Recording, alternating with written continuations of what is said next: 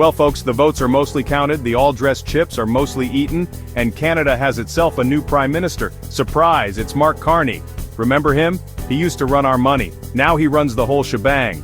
Carney's Liberals pulled off a win against Poilievre's Conservatives. But it wasn't exactly a landslide, it was more like a gentle nudge across the finish line. The NDP? Ouch. Jagmeet Singh lost his own seat. Talk about adding insult to injury. The Bloc Québécois is still hanging in there, proving once again that Quebec is its own wonderful, confusing world. So, who is this Mark Carney fellow anyway?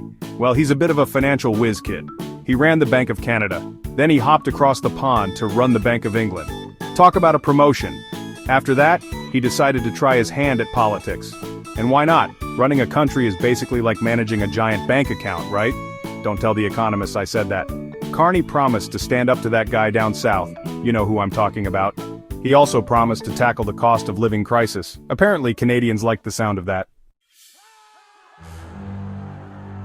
Pierre Poilievre. Remember that name? He campaigned on a Canada First platform. Tax cuts, less government, the whole 9 yards. Sounds good on paper, right? Well, it wasn't enough. He even lost his own seat. That's gotta sting. The Conservatives are licking their wounds and trying to figure out what went wrong. Maybe they need a new slogan? Canada second best? Just kidding. Or am I?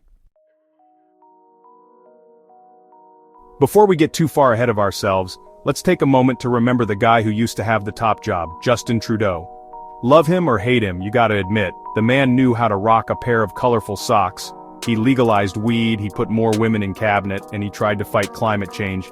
He also had his fair share of scandals. Remember SNC-Lavalin? Yeah, good times. In the end, it seems Canadians were ready for a change. Or maybe they were just tired of seeing his face on the news every day. Section 5. Houses, tariffs, and new Canadians. Oh my, the issues that defined 2025. This election wasn't all about personalities though. There were some serious issues on the table, like housing. Trying to buy a house these days is about as affordable as buying a private island. Then there's our buddy down south and his tariffs.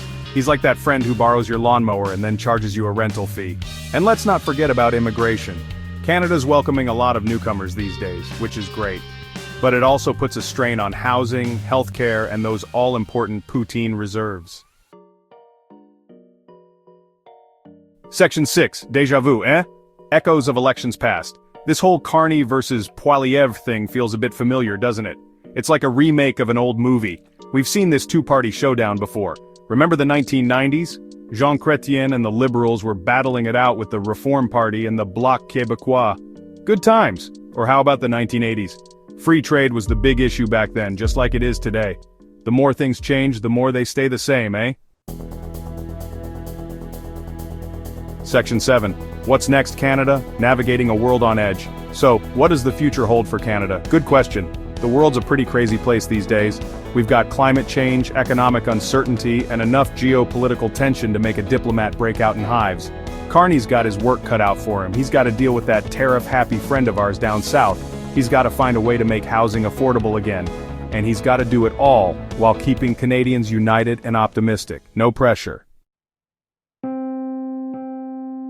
Section 8. Buckle up. It's going to be a bumpy ride. Predictions for a Carney-led Canada.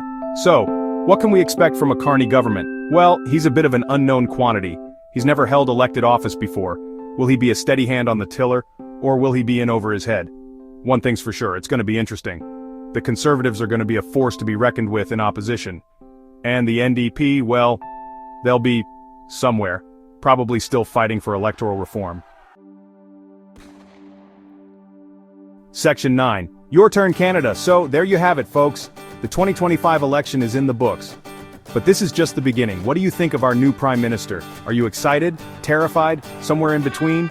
Let me know what you think in the comments below. And don't forget to like, subscribe, and hit that notification bell. Just kidding about that last part. Or am I?